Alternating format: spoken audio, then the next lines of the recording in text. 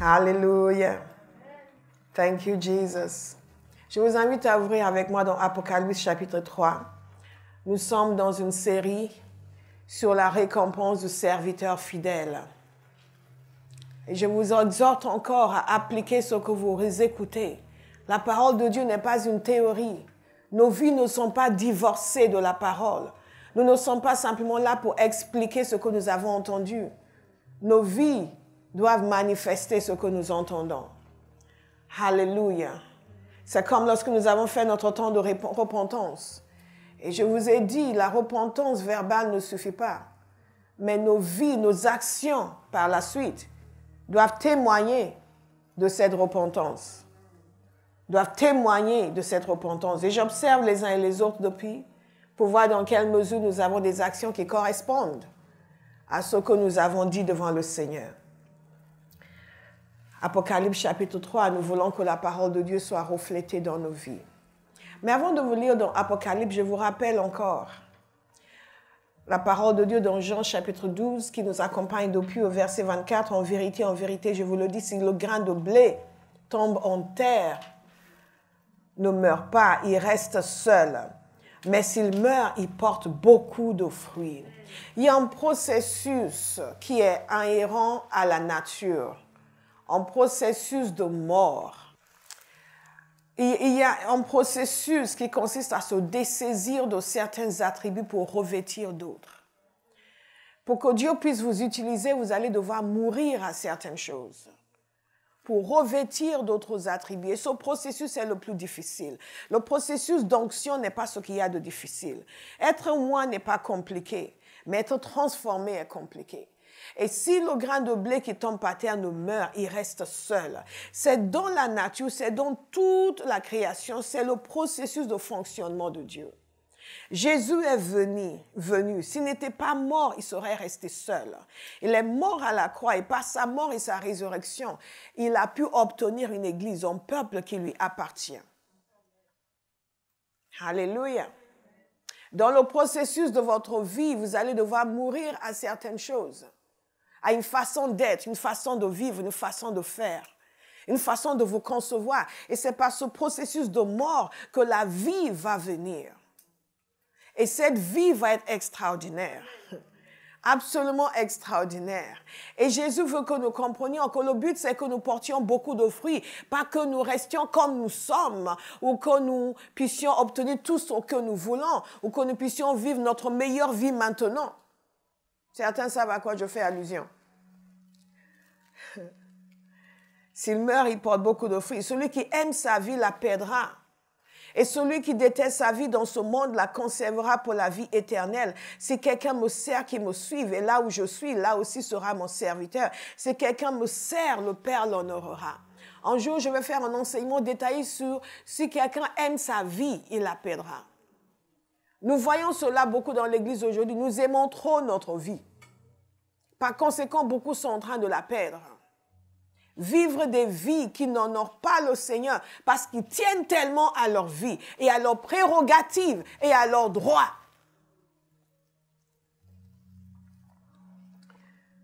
Je veux porter beaucoup de fruits. Si quelqu'un me sert, qu'il me suive, et là où je suis, là aussi sera mon serviteur. Si quelqu'un me sert, le Père l'honorera. Notez cette phrase, soulignez-la, méditez-la, mémorisez-la. Confessez-la constamment sur vous. Si quelqu'un me sert, que cela entre à l'intérieur de vous. Que cela devienne une conviction totale et absolue. De telle sorte que vous êtes constamment en train de le servir. Que rien ne puisse vous empêcher de le servir. Parce que vous savez qu'il en va de l'honneur que Dieu va vous accorder. J'en suis tellement persuadée. Tellement persuadée. Nous devons en être persuadés. Nos petites guéguerres, nos petites luttes, nos petites bêtises, nos petites irritations, nos démissions, nos démissions sont dues au fait que nous n'avons pas compris. Que Jésus a dit, si quelqu'un me sert, le Père l'honorera. Notre refus à nous engager, notre refus à servir, notre refus est dû au fait que nous n'avons pas compris. Je vais le redire. Est-ce que quelqu'un n'a toujours pas compris dans cette église? C'est peut-être votre voisin. Que si quelqu'un me sert, a dit Jésus, le Père l'honorera. Ça, c'est le prix suprême. C'est la récompense suprême. Être honoré par le Père. Bien-aimé, quand Dieu vous honore, vous êtes honoré. Oh, quand Dieu vous honore, vous êtes honoré. J'ai vu le Seigneur honorer une femme.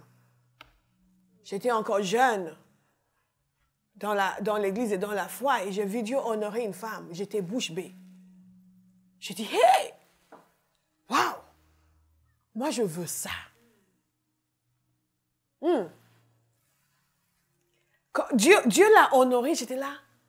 C'est qui elle? Parce que je ne la connaissais pas.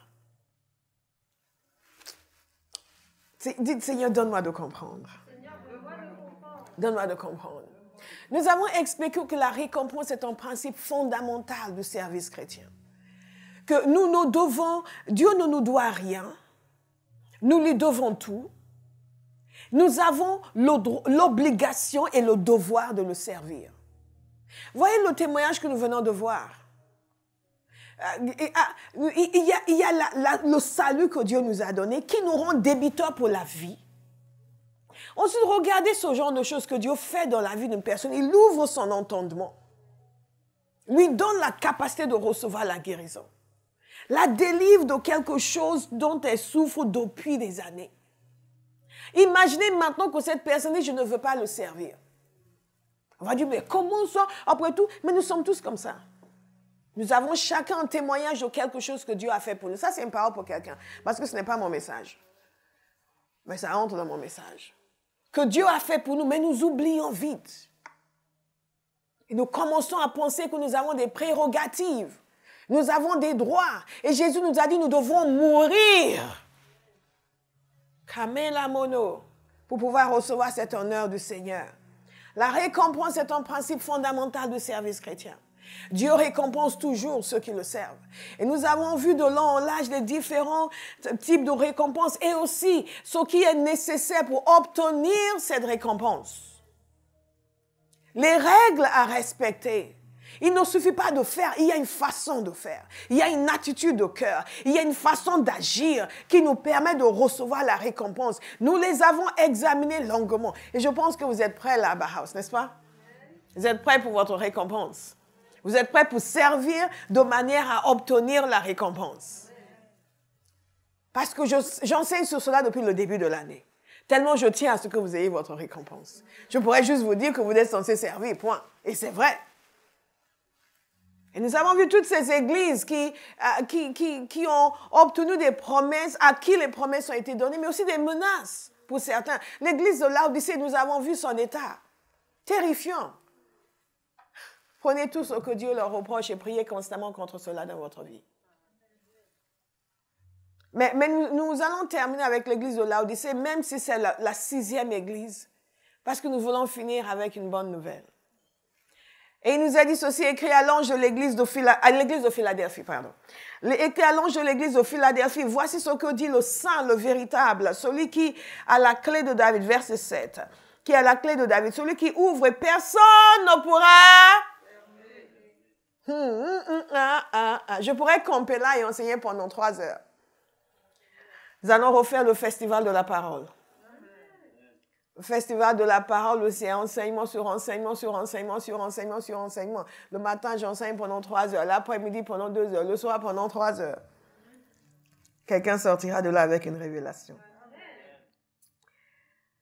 Voici ce que dit le saint, le véritable, celui qui a la clé de David, celui qui ouvre et personne ne pourra fermer. Ha! Celui qui ferme et personne ne pourra ouvrir. Je connais tes œuvres. Voici, j'ai mis devant toi une porte ouverte que personne ne peut refermer. Parce que tu as peu de puissance et que tu as gardé ma parole sans renier mon nom. Je te donne des membres de la synagogue de Satan qui se prétendent juifs sans lettres et qui mentent. Je les ferai venir se prosterner à tes pieds et reconnaître que je t'ai aimé. Parce que tu as gardé mon ordre de persévérer. Je te garderai aussi à l'heure de la tentation qui va venir sur le monde entier pour mettre à l'épreuve les habitants de la terre. Je viens bientôt. Tiens ferme ce que tu as afin que personne ne prenne ta couronne. Du vainqueur, je ferai un pilier dans le temple de mon Dieu. Il n'en sortira plus jamais. J'écrirai sur lui le nom de mon Dieu, celui de la ville de mon Dieu, la nouvelle Jérusalem qui descend du ciel, d'auprès de mon Dieu, ainsi que mon nom nouveau. Que celui qui a des oreilles écoute ce que l'Esprit dit aux églises. Alléluia. Ici, il est question de l'église de Philadelphie. Et vous allez remarquer qu'il y a beaucoup d'églises qui s'appellent Philadelphie. Et il y a une raison pour cela. Vous connaissez une église qui s'appelle Laodicée? Non, pas du tout. Tu connais une église qui s'appelle Laodicée? Ah, ils n'ont pas la révélation. On va prier pour eux. À moins que ce soit une église située dans une ville qui s'appelle Laodicée. Mais il y a beaucoup d'églises qui s'appellent Philadelphie. Pourquoi? Parce que c'est une église que le Seigneur a beaucoup appréciée. C'est une église contre laquelle il n'a rien à dire. Ça ne veut pas dire qu'ils sont parfaits. L'être humain n'est pas parfait. La prochaine fois que vous critiquez votre voisin, vous non plus, vous n'êtes pas parfait. Et on vous supporte depuis longtemps. Vous ne le saviez pas, on vous supporte. Jésus n'a pas dit que cette église, que les humains dans cette église étaient entièrement parfaits. Mais dans le standard que Dieu a donné, Jésus a apprécié l'église de Philadelphie. Le cri de mon cœur, c'est que Jésus apprécie Abba House. Amen. J'imagine le cœur du pasteur de cette église quand il a reçu cette lettre. Et certainement, il a dû savoir ce que le Seigneur a dit aux autres. Parce que toutes ces églises, en fait, figurez-vous, sont dans une même zone dans l'Asie mineure. Et Philadelphie, si je me souviens bien, est à une centaine de kilomètres de distance de Smyrne, par exemple. Et Philadelphie se trouve à une croisée de chemins, au bord d'un volcan. C'est une ville qui a été assez récente par rapport aux autres villes. C'est une ville qui a été mise en place, qui a été créée de toutes pièces par le roi de Pergame, Eumène II. Et le roi de Pergame avait un frère qui s'appelle Attalus, qui lui a succédé. Et son frère, on appelait son frère Philadelphos. Pourquoi? On l'appelait Philadelphos, celui qui aime son frère. Et donc, le roi, dont le frère était appelé Philadelphos, parce qu'il l'aimait, lui, le roi, et il était extrêmement loyal. Quand il a créé cette nouvelle ville, il l'a appelée Philadelphie, en l'honneur de son frère. Vous avez compris? Il l'a appelé Philadelphie en l'honneur de son frère. Je vais poser la question à quelqu'un mercredi soir qui va me raconter une histoire différente. Mais écoutez attentivement. Donc, c'est vraiment une marque de loyauté de ce frère vis-à-vis de son frère qui est le roi, a valu qu'on lui donne le surnom Philadelphos, celui qui aime son frère. Et donc, le roi en question, quand il a créé la ville de Philadelphie, il a donné ce nom, Philadelphie, en l'honneur de son frère, qu'il aimait et qui était loyal envers lui. Et cette ville était donc plus récente que les autres villes que nous avons vues jusque-là. C'était une région volcanique, il y a eu des tremblements de terre, et les villes aux alentours ont été détruites. Nous avons parlé de tremblements de terre qu'a connu la ville de Sardes, par exemple. Mais Philadelphie n'avait pas vécu la destruction des autres villes. Toutefois, après le tremblement de terre, Philadelphie a continué à avoir des chocs en continu. Donc, les maisons, les bâtiments avaient des fissures.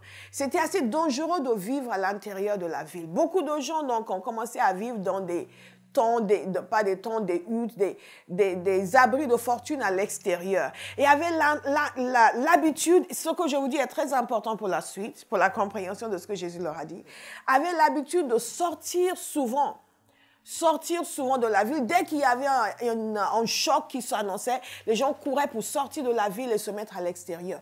Ils entraient et ils sortaient. Il y avait une instabilité dans la vie des gens de Philadelphie. Une grande instabilité.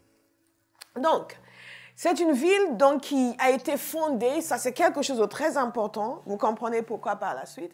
Une ville qui a été fondée exprès par Eumène, roi de Pergame. Mais cette ville, son objectif, c'était le rayonnement de la culture grecque. C'était donc une ville missionnaire pour la culture grecque. Et une ville qui était qui devait donc être utilisé, être en lieu à travers lequel la culture grecque serait diffusée dans toute la région de Phrygie, de Lydie, toutes les régions aux alentours. Et elle a bien joué son rôle. Parce qu'on estimait qu'en peu de temps, toute la région de Lydie avait perdu leur langue, ils ne parlaient que le grec. Ils avaient assimilé la culture grecque. C'est très important pour la suite, ce que Jésus va leur dire. Cette ville était une ville missionnaire pour la culture grecque. C'était une ville qui avait accès à d'autres villes. Une ville par laquelle les autres villes ont connu la transformation culturelle.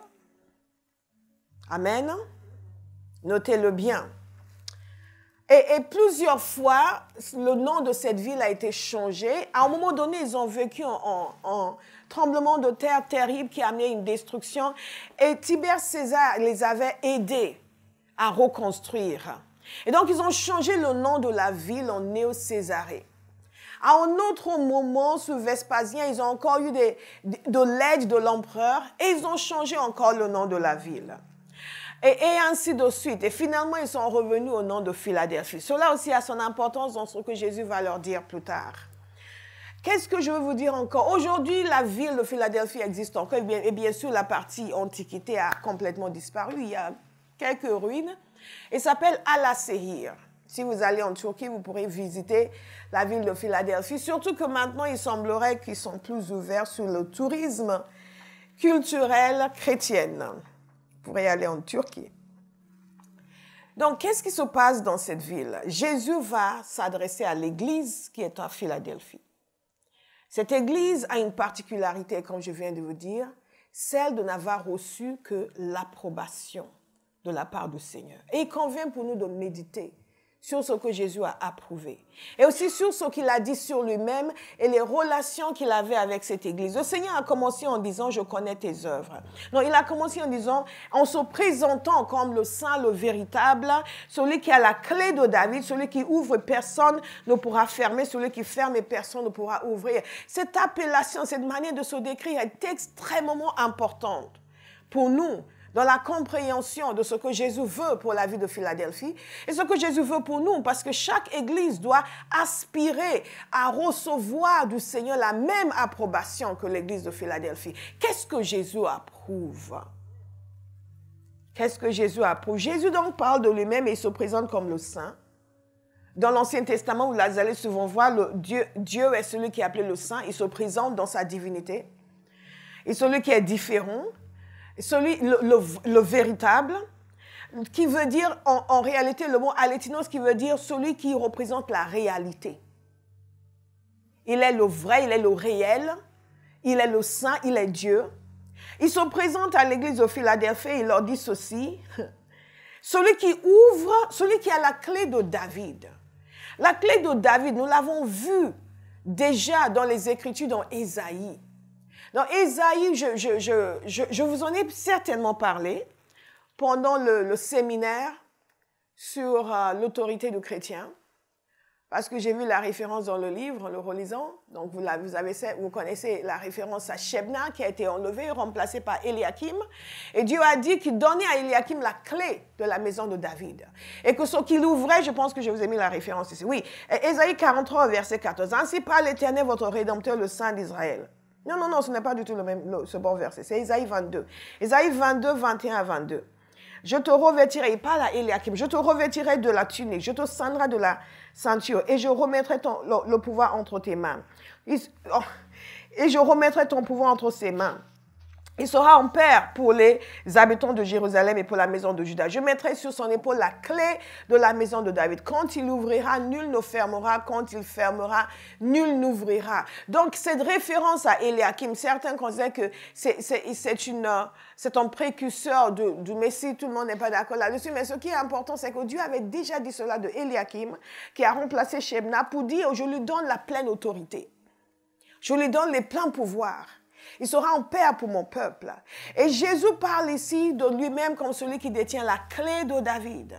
Dans la même référence aux les pleins pouvoirs, la pleine autorité. Une référence encore à Matthieu 28. Il dit tout pouvoir m'a été donné dans le ciel et sur la terre. Il se présente comme Dieu, le Saint. Il se présente comme le réel, le véritable, le seul qui est, qui sera éternellement. Il se présente comme celui qui a les pleins pouvoirs, la pleine autorité. Il se présente comme celui qui décide de tout et personne ne peut rien contre lui. Il dit qu'il ouvre une porte que personne ne peut fermer. Il ferme une porte que personne ne peut ouvrir. Nous avons besoin d'avoir cette révélation de Christ comme celui qui a les pleins pouvoirs et toute l'autorité. Et ce qu'il décide s'accomplira. Il décide quelque chose dans votre vie et s'accomplira. Vous vous mettez totalement en accord avec lui. Vous ne vous posez plus la question, oui, mais je ne sais pas ceci. Il est celui qui ouvre une porte et personne ne peut la fermer. Il ferme une porte et personne ne peut l'ouvrir. Donc, quand les gens viennent vous menacer, oui, toi, tu dis que tu marches avec Jésus, tu vas voir ce que je vais te faire. Je vais aller voir mes ancêtres et toi et tes ancêtres, vous allez périr ensemble.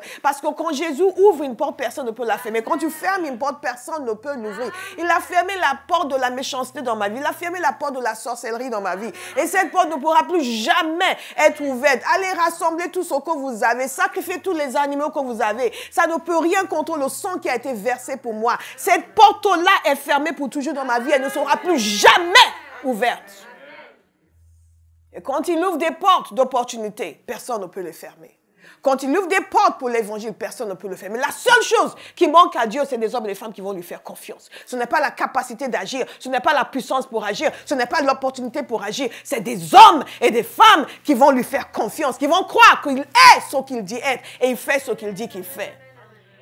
Nous avons besoin de méditer. Ce témoignage vient à point nommé parce que c'est le témoignage de quelqu'un qui est passé du fond au sommet. Pourquoi? Parce qu'elle a osé croire que ce que Dieu dit est vrai, qu'il fait ce qu'il dit. Amen. Et Jésus donc dit qui il est pour susciter la foi dans le cœur de quelqu'un. Pour dire quand même, ça suffit d'être pusillanime.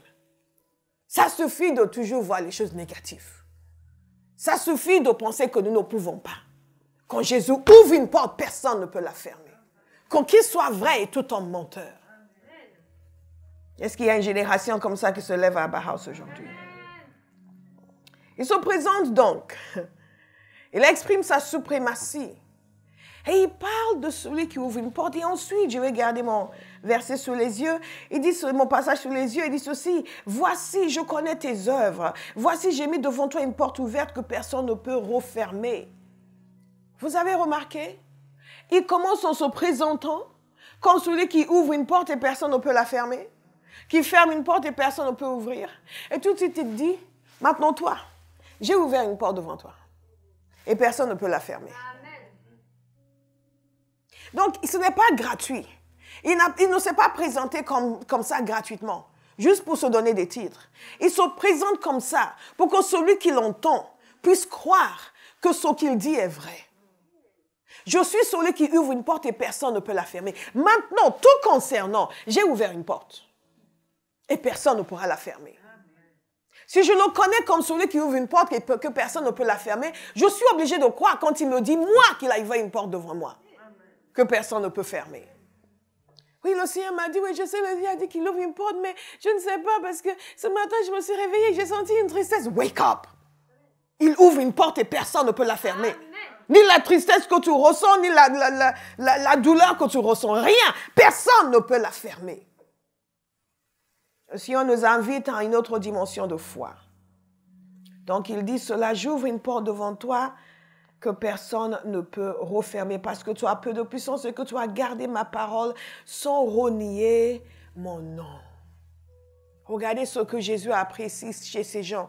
Qu'est-ce qu'il leur dit? J'ouvre une porte devant toi. Et qu'est-ce qu'il apprécie chez ces gens? Il dit, tu as gardé ma parole. I am so excited about this. La première chose, c'est qu'il a ouvert une porte. Une porte ouverte, qu'est-ce que ça veut dire dans les Écritures? Une porte ouverte, je vous cite 1 Corinthiens 16, verset 8. Il dit, cependant, je resterai à Éphèse jusqu'à la Pentecôte, car une porte m'y est largement ouverte pour un travail efficace. Et les adversaires sont nombreux. Colossiens 4, verset 3. Priez en même temps pour nous, que Dieu nous ouvre une porte pour la parole, afin que je puisse annoncer le mystère de Christ à cause duquel je suis emprisonné et que je le fasse connaître de la façon dont je dois en parler. 2 Corinthiens 2, verset 12. Au reste, lorsque je fus arrivé à Troas pour l'évangile de Christ, quoique le Seigneur m'y eût ouvert une porte, je n'eus point de repos d'esprit parce que je ne trouvais pas Tite, mon frère. C'est pourquoi, ayant pris congé d'eux, je suis parti pour la Macédoine. Ces 3 témoignages de la bouche de l'apôtre Paul nous font comprendre que quand Jésus parle d'ouvrir une porte devant une église, il parle de leur donner un accès aux gens pour pouvoir annoncer sa parole. Il leur donne l'opportunité pour évangéliser. Il prépare le chemin devant eux. Il leur donne la possibilité de faire le travail de l'évangile. Si j'ouvre devant toi une porte, j'ai ouvert devant toi une porte que personne, j'ai mis devant toi une porte ouverte que personne ne peut refermer. Nous devons le croire. Aucune église ne peut servir le Seigneur, gagner des âmes, si elle ne croit pas que Jésus a ouvert une porte devant elle que personne ne peut refermer. Beaucoup de gens croient que la porte est fermée et c'est à elle de l'ouvrir. Ou même que dès lors où la porte est fermée, on ne peut rien. Pendant des années, j'ai entendu des gens dire à l'église, oui, mais la France est dure. Oui, mais la France, ce n'est pas évident. Je vous interdis de dire une bêtise pareille dans cette église. Ah oui, mais tu sais, en France, les gens ne croient pas en Dieu. Non.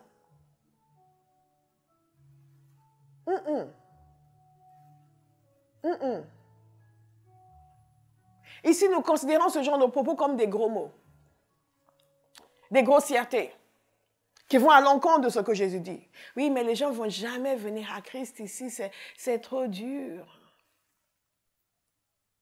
J'ai mis devant toi une porte ouverte que personne ne peut refermer.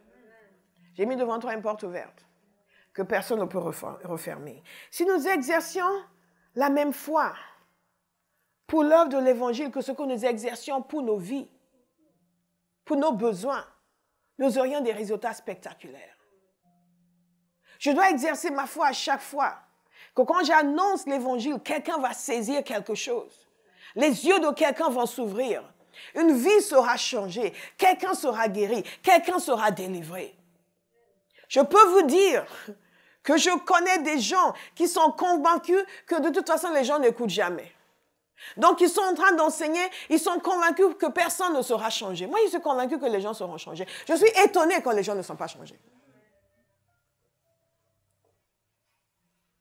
Tout dépend de ce que vous croyez. Jésus dit, j'ai mis devant toi une porte ouverte que personne ne peut refermer.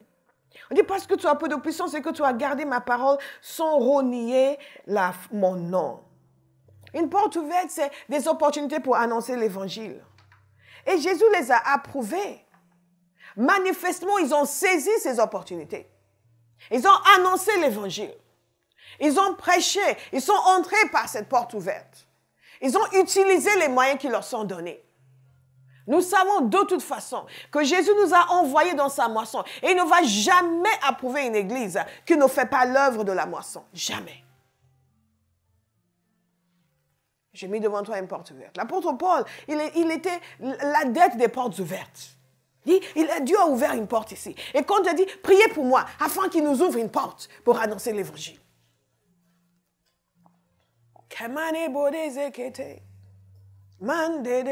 Quelqu'un dit, oh, je pensais qu'il devait une porte de prospérité.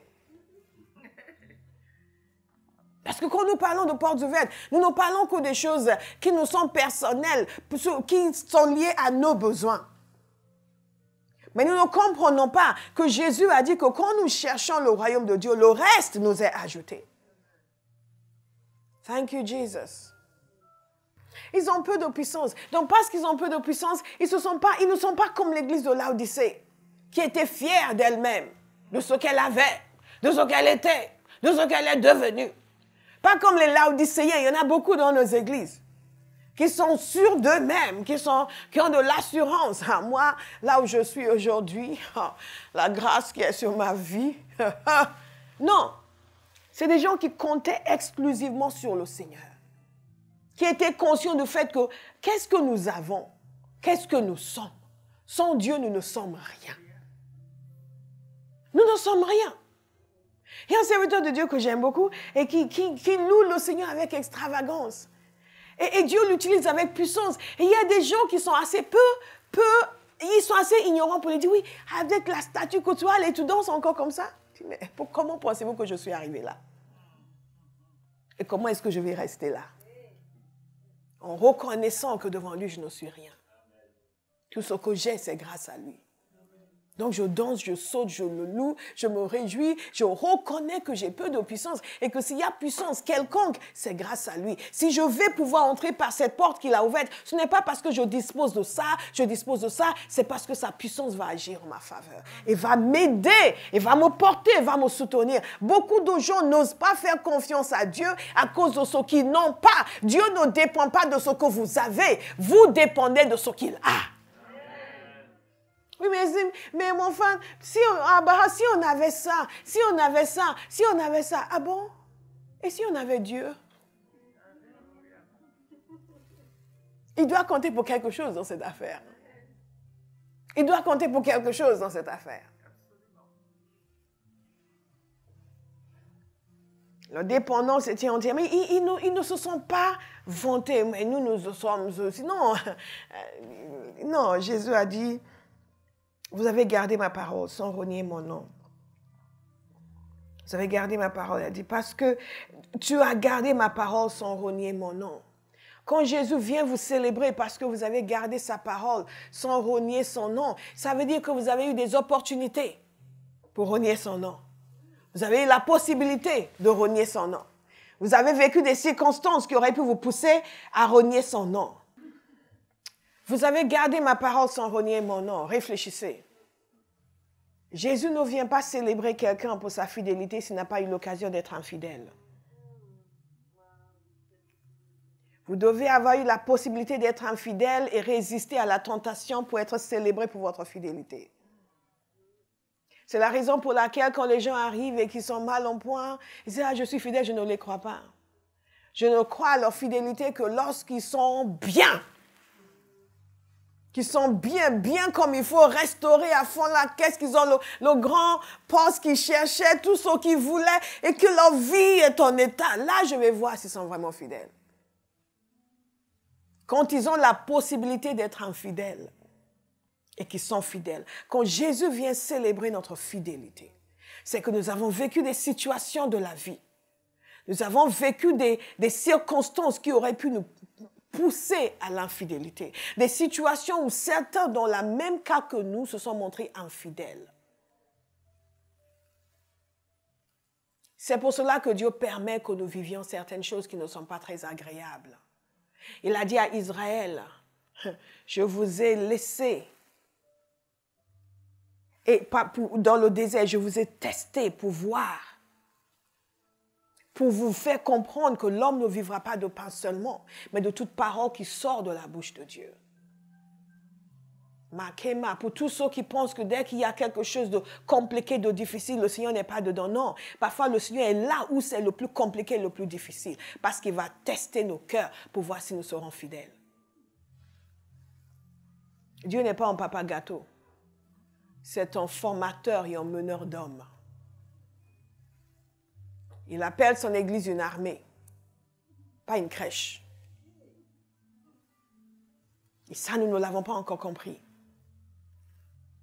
Et tu n'as pas renié mon nom.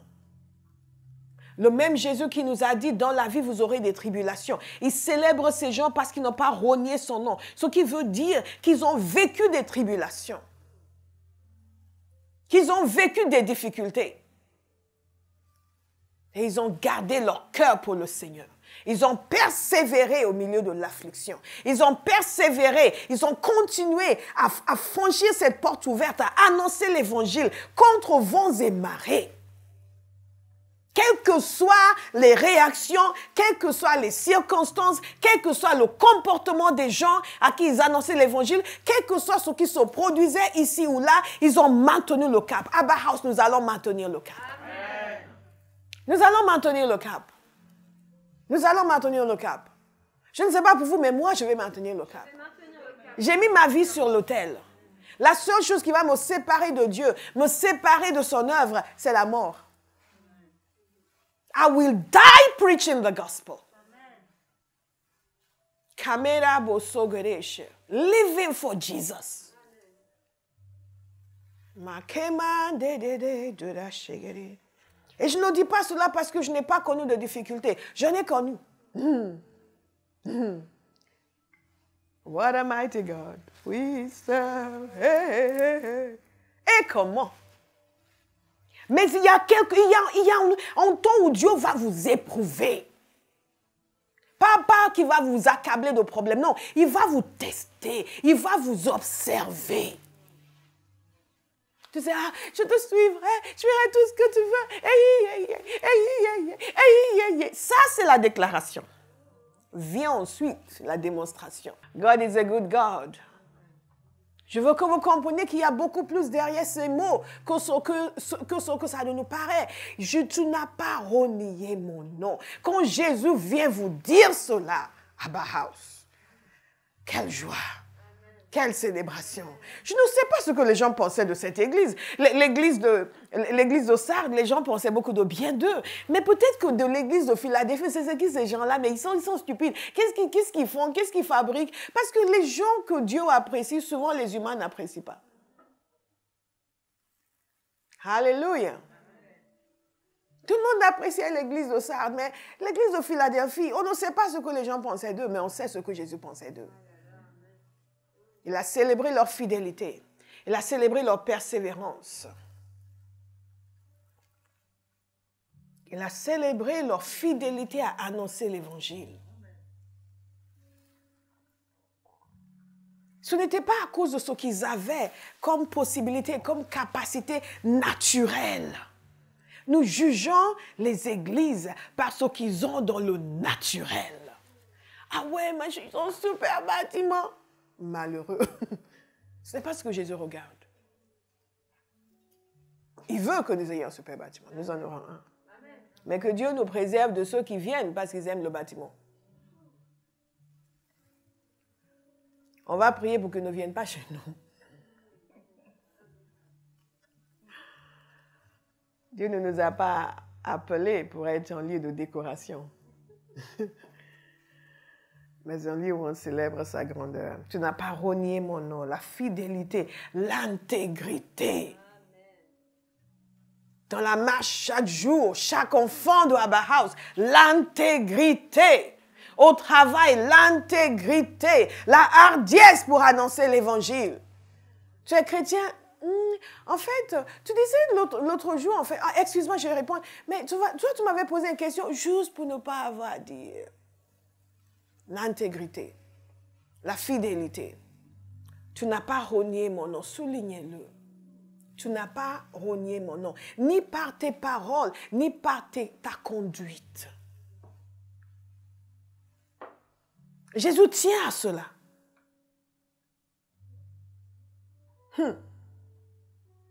Tu as gardé ma parole sans renier mon nom. Tu as gardé ma parole. Pour la garder, il faut la connaître. Donc, ils la connaissaient et ils obéissaient. Ils vivaient une vie conforme à l'évangile. Ils faisaient ce que Jésus a dit de faire. Allez, faites des nations des disciples. Ils le servaient. Tu as gardé ma parole. Ils le servaient de tout leur cœur et ils n'ont pas renié son nom. On aurait pensé que Jésus viendrait pour dire oui, parce que tu as fait cette superbe mission en Anatolie et tu as bâti ceci, même pas l'Anatolie, en Lydie ou en Phrygie et tout, et des choses qui nous impressionnent. Nous, on doit une chorale de 200 voix. Vous avez chanté, le ciel a tremblé. Non. La fidélité, l'intégrité, la connaissance de la parole, l'obéissance à la parole, le service, l'évangélisation. Toutes ces choses qui ne nous paraissent pas cool,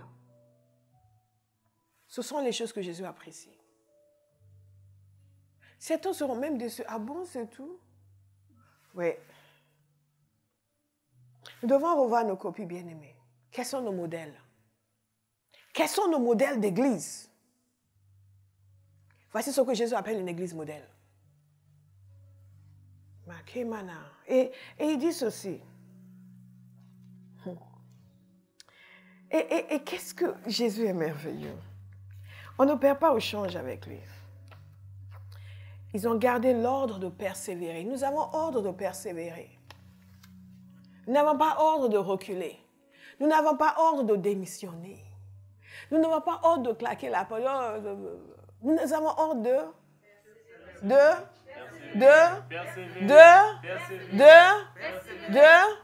Nous n'avons pas reçu l'ordre de dire oui, mais bon, s'ils ne veulent pas, on a essayé, on a fait ceci, on a évangélisé, on a distribué 10 000 tracts à Paris, on a fait des marches. Ben écoute, moi, maintenant, je vais m'occuper de ma vie. Nous avons reçu l'ordre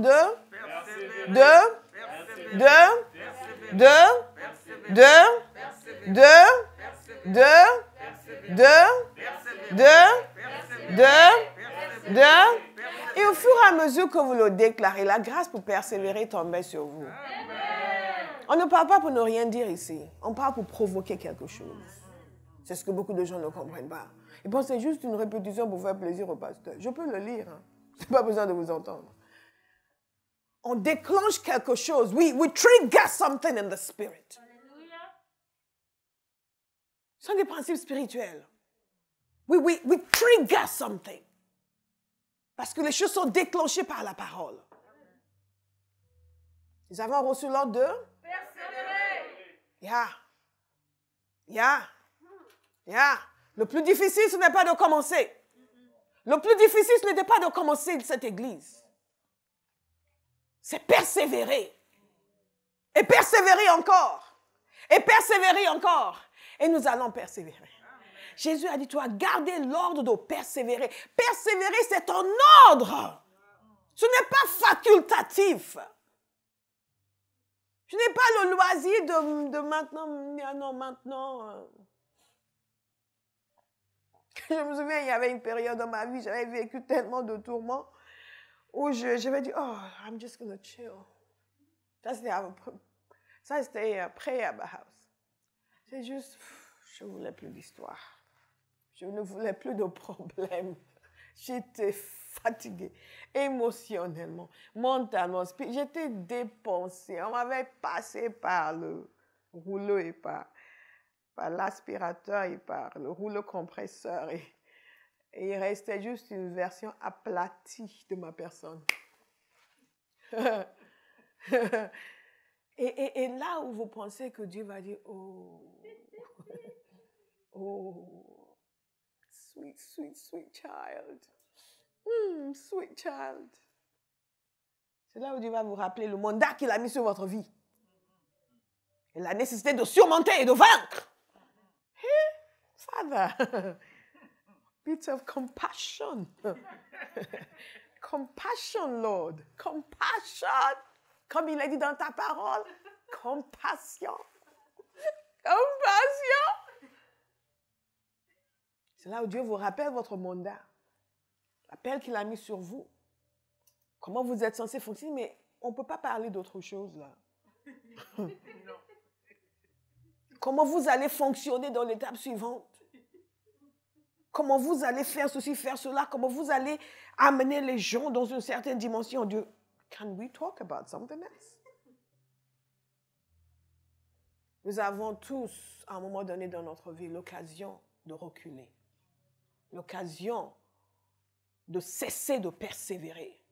L'occasion de renier son nom. Il y a beaucoup de gens dans le monde d'aujourd'hui qui étaient dans l'église, qui ont renié son nom. Qui ont trouvé que oui, il s'est passé ça, il s'est passé ça. Ce n'est pas à cause de ça, c'est à cause de toi. Quelqu'un qui me suit, je parle à quelqu'un qui s'appelle Constance ce matin.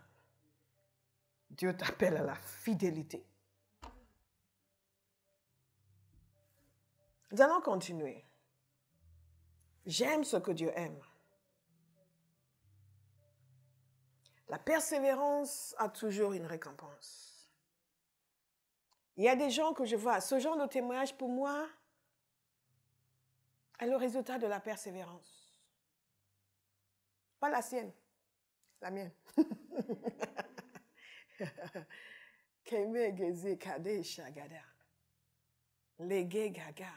Vous ne savez pas ce que vous allez trouver de l'autre côté de votre persévérance. Qui vous allez rencontrer de l'autre côté? Quelle vie sera changée? Parce que vous décidez que vous n'allez pas démissionner. Que ce mauvais moment est là, mais je vais rester et je vais me laisser transformer et je vais sortir de l'autre côté. Je vais continuer, continuer, continuer, continuer. Jusqu'à ce que quelque chose de meilleur sorte et que l'œuvre de Dieu prenne de l'ampleur. Continuez, continuez, continuez. Abba House va continuer, continuer, continuer, persévérer, persévérer, continuer, continuer. La grâce pour continuer. Ne pas retourner en arrière. Continuez. Vous avez gardé l'ordre de persévérer. Jésus était sensible à cela. Ce qui veut dire qu'il y avait beaucoup de raisons pour ne pas persévérer. Qu'est-ce que vous vivez qui vous semble si extraordinaire? Oui, moi je vais abandonner quoi? Nous ne sommes pas de ceux qui abandonnent. Amen. Nous ne sommes pas de ceux qui abandonnent. Nous ne sommes pas de ceux qui lâchent. Non, nous ne sommes pas de ceux qui retournent en arrière. Non, nous allons persévérer. Ce qui nous intéresse, ce n'est pas la facilité, ce n'est pas l'approbation des humains. C'est que Jésus nous regarde et qu'il dit, tu as gardé l'ordre de persévérer. Le jour où je vais me tenir devant Dieu, je veux l'entendre me le dire. Les gens viennent, les gens vont, mais Dieu est constant. Et un jour, il va me le dire. Parce que j'ai eu cette vision de moi devant le trône de Dieu. C'est une des choses qui m'ont poussé à obéir à Dieu. Je m'en suis vue nue, sans mes prétextes. J'en avais beaucoup de prétextes pour ne pas servir le Seigneur. Et je me suis vue seule. Mes prétextes m'avaient quitté. Les mains vides, nues devant Dieu. J'ai dit, my God, this will not be my life. Que Dieu ouvre les yeux de quelqu'un aujourd'hui. Avant de faire un mauvais choix, avant de prendre une mauvaise décision. Qui va vous amener dans 20, 30 ans à pleurer, à dire, mais pourquoi j'ai fait ça? Que Dieu vous ouvre les yeux pour voir les conséquences éternelles de votre choix, de persévérer ou non. Magomene, les grandes destinées souffrent des grandes difficultés. Parce que c'est comme ça que vous êtes façonnés. Que ce qui est en vous va sortir. Tous ces gens qui ont petit problème, mais je sais pas, mais je regarde, what is the matter with you? What is the matter with you? Kamanaka. En grec, ça veut dire qu'est-ce qui ne va pas?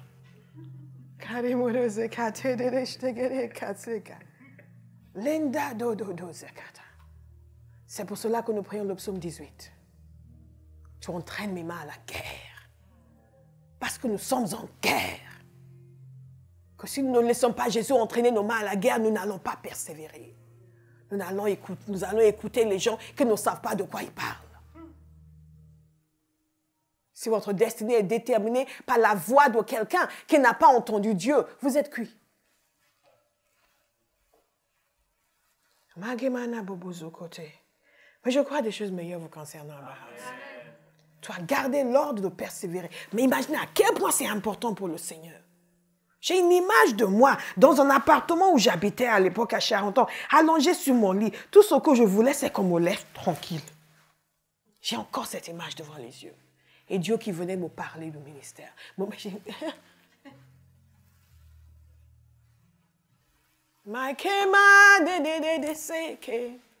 Tu as gardé l'ordre de persévérer. Devant le trône de Dieu, les mains vides. Ces choses ne sont pas réelles pour la plupart d'entre nous. La seule chose qui est réelle pour nous, c'est nos vacances d'été. Il y a certains d'entre vous, maintenant, vous ne pensez qu'à vos vacances d'été. On vous dit, priez pour avoir les yeux ouverts. Oui, oui, Seigneur, les vacances d'été. Ah oui, les yeux ouverts, s'il te plaît. Vous demandez l'argent pour les vacances d'été. Vous dites, Seigneur, montre-moi où je dois aller. Où je dois aller? Oui, est-ce que je dois aller au Baléares? Est-ce que je dois aller à Nice? Est-ce que Seigneur, montre-moi? Et c'est votre sujet de prière. Quelle futilité! Ou l'argent pour les vacances. On vous dit de prier sur l'éternité. L'argent pour les vacances. L'argent pour les vacances. Seigneur, l'argent pour les vacances. Et quand je vais revenir, parce que je vais avoir moins d'argent. Parce que Seigneur, le mois suivant, il faut que tu pouvoies. Et vous gaspillez la prière en langue.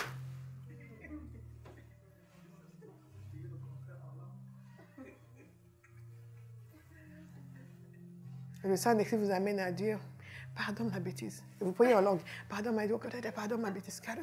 Pardonne ma stupidité. Bien-aimés, attachons-nous à ce qui a de la valeur aux yeux du Seigneur. Il y a quelque chose qui vient sur un homme quand Dieu lui ouvre les yeux pour voir les choses éternelles. Ouvre mes yeux pour voir les choses éternelles. Quelles sont les menaces de punition que cette Église a reçues? Aucune. Aucune. Aucune. Mais au contraire, ils ont reçu des promesses que Jésus allait leur donner raison. Il allait amener ceux qui s'opposaient à eux à se prosterner devant eux. Il allait amener ceux qui s'opposaient à eux et à reconnaître que lui les a aimés. Tous ces gens qui servent le Seigneur, qui pensent que oui, Seigneur, tu m'as abandonné, ce n'est pas son style. Cette Église qu'il a approuvée, non seulement il a approuvé leurs œuvres, il a approuvé leur fidélité, mais ensuite il a dit, je vais vous venger. Et les gens qui vous ont maltraité vont venir reconnaître qui vous êtes. Vont venir reconnaître que je vous ai aimé. Ça me fait penser à un passage que le Seigneur m'avait donné il y a quelque temps dans Ésaïe 60. Je vous le lis au verset 14. Les fils de tes oppresseurs viendront s'humilier devant toi. Et tous ceux qui te méprisaient se prosterneront à tes pieds. Ils t'appelleront ville de l'Éternel, Sion du Saint d'Israël. C'est comme ça que Dieu fonctionne. Ça, c'est la meilleure vengeance divine. Que les gens qui vous ont méprisé, tous ceux qui ont méprisé Abba House, un jour vont venir ici vous dire, on voit que Dieu est avec vous. Si nous, on le savait, il n'y a que vous qui ne le saviez pas. Amen. Amen. Il n'y a que vous qui ne le saviez pas. C'est ce que Jésus leur dit. Et tous ceux qui vous ont méprisé, qui vous ont maltraité, vont venir se prosterner devant vous. C'est quand vous ne savez pas qui vous êtes affecté par ce que les gens pensent. Quand vous ne savez pas ce que Jésus pense de vous, vous êtes affecté par ce que les gens pensent. Quand vous ne savez pas ce que Jésus pense de votre Église, vous êtes affecté par ce que les gens pensent de votre Église.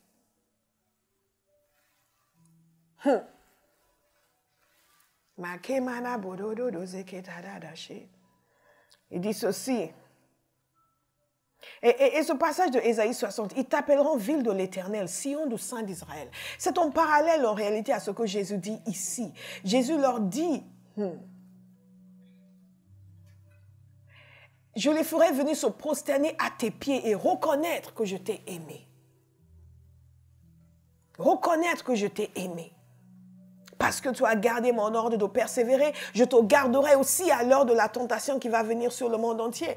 Vous savez, on est dans un monde où il y aura des problèmes.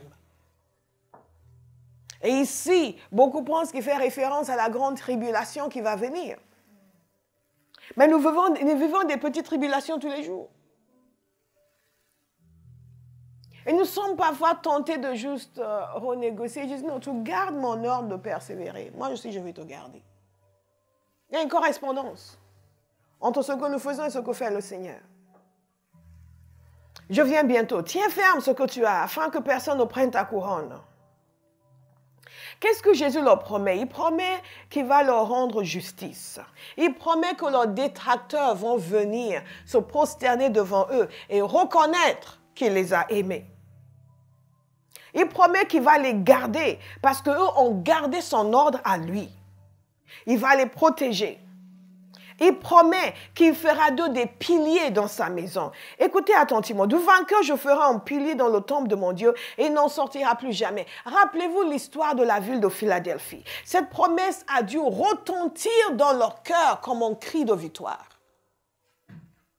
Ça, c'est une ville qui était sujette à des tremblements de terre, où les maisons tremblaient en continu, sans stabilité et sans constance. Et Jésus a dit, je ferai du vainqueur un pilier. En d'autres termes, il va être ferme, il va être stable. Il dit, il va regarder ce qu'il dit par la suite, c'est vraiment extraordinaire. Il dit ceci, et dans le temple de mon Dieu, et il n'en sortira plus jamais. Donc, le tremblement vient, on est déstabilisé, on sort de la ville et on revient, et on sort encore, et on revient. Ce sentiment d'instabilité en permanence. Jésus dit, moi, je vous amène dans une autre dimension de vie. Je fais de vous des piliers solides, stables.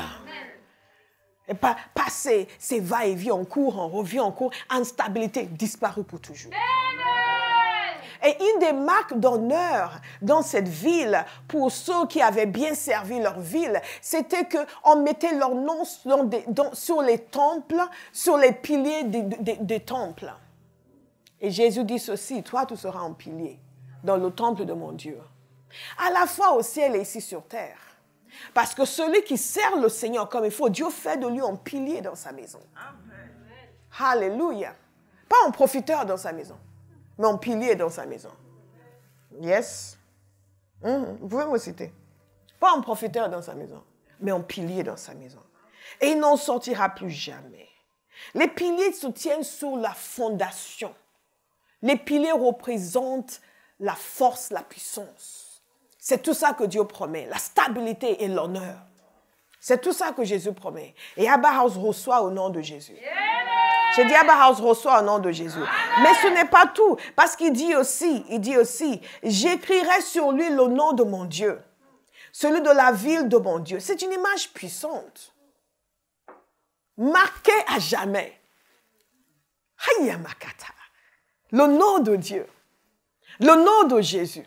Le nom de la Nouvelle Jérusalem, c'est une appartenance totale et intégrale, complètement assimilée en Dieu, marquée pour lui et par lui pour toujours. Je ne sais pas pour vous, mais moi je veux. Moi je veux. Moi je veux.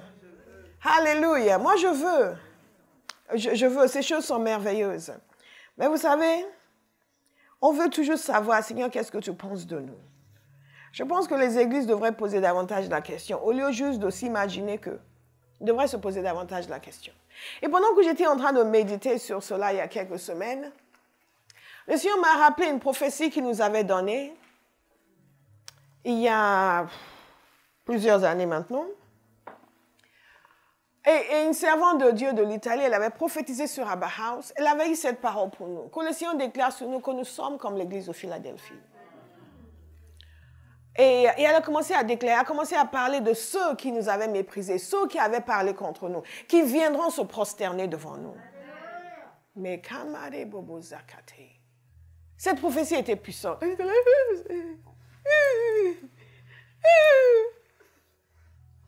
Béni, béni, blessed, blessed, blessed, blessed. Blessed. Blessed. Lord. You call us the Church of Philadelphia? Seriously? Seriously, Lord?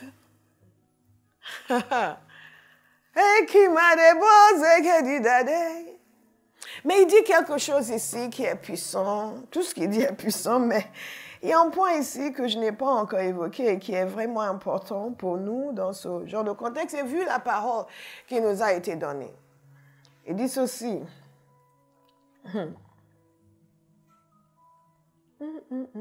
Je viens bientôt, tiens ferme ce que tu as, afin que personne ne prenne ta couronne.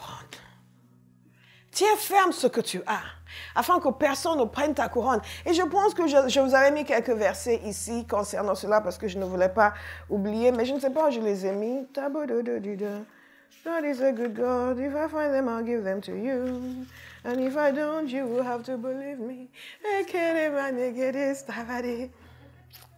Afin que personne ne te prenne ta couronne. En fait, littéralement, ce qu'il veut dire dans ce passage, n'est pas que quelqu'un va venir juste voler ta couronne. C'est que Dieu peut prendre ta couronne et la donner à quelqu'un d'autre.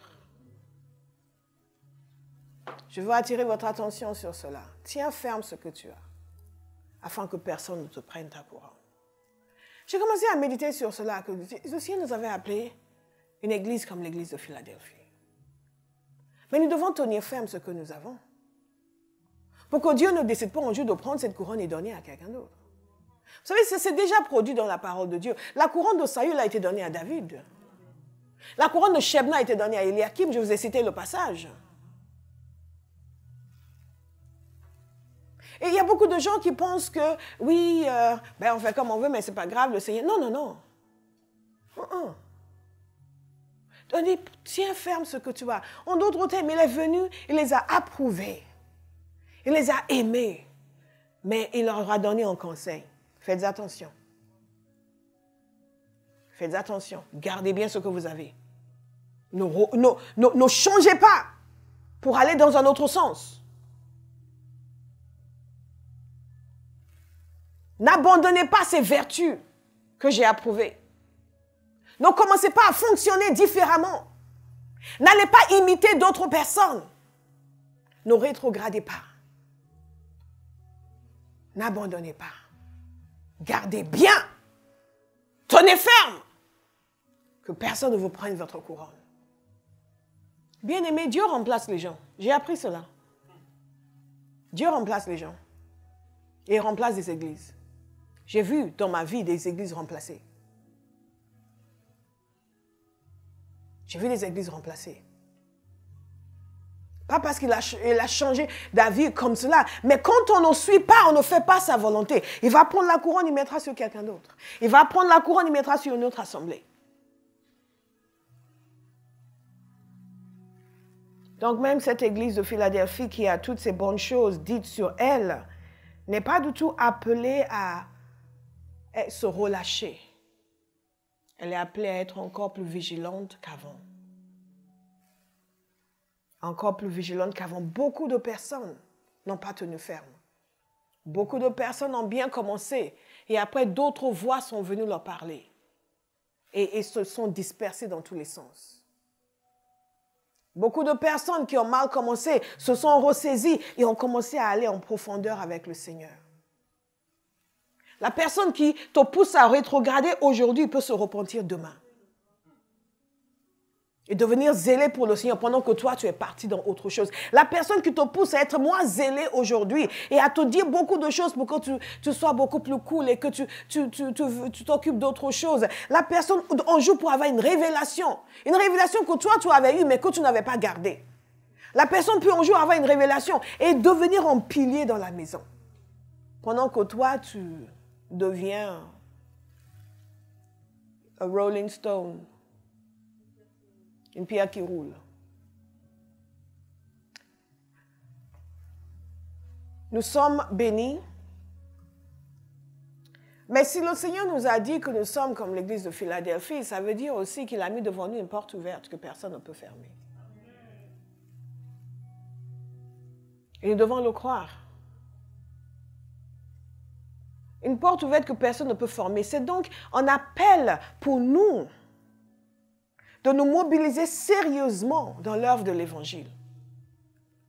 Et obéir et faire ce qu'il veut pour gagner notre génération à Christ. Il a mis devant nous une porte ouverte que personne ne peut fermer. Nous ne fonctionnons pas selon les sons, selon la vue, selon ce que nous avons entendu de qui que ce soit, mais selon ce que Jésus a dit. J'ai mis devant toi une porte ouverte que personne ne peut fermer. Une autre mentalité, une autre façon de penser, une autre façon de voir. Donc cette personne qui dit, ah, mais je ne veux pas Jésus, au lieu de faire, ouais, ben écoute, c'est pas grave. Ah non, non, il va venir. Une autre façon de faire, une autre façon de penser. Dites à quelqu'un, Jésus a mis devant nous une porte ouverte que personne ne peut fermer.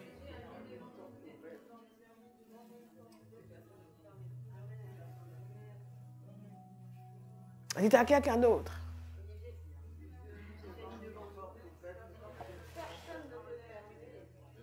Personne ne peut fermer. Personne ne peut la fermer. Personne ne peut la fermer. Aucun détracteur ne peut la fermer. Vous pouvez empêcher un tel ou un tel de venir à Barres, mais vous ne pouvez pas fermer la porte que Dieu a ouverte. Absolument pas. Absolument pas. Absolument pas. Absolument pas. Personne ne peut la fermer. Personne. Personne. Personne. Il y a une jeune fille qui me disait une fois qu'elle avait rencontré un garçon qui lui dit, t'es encore à Barhouse?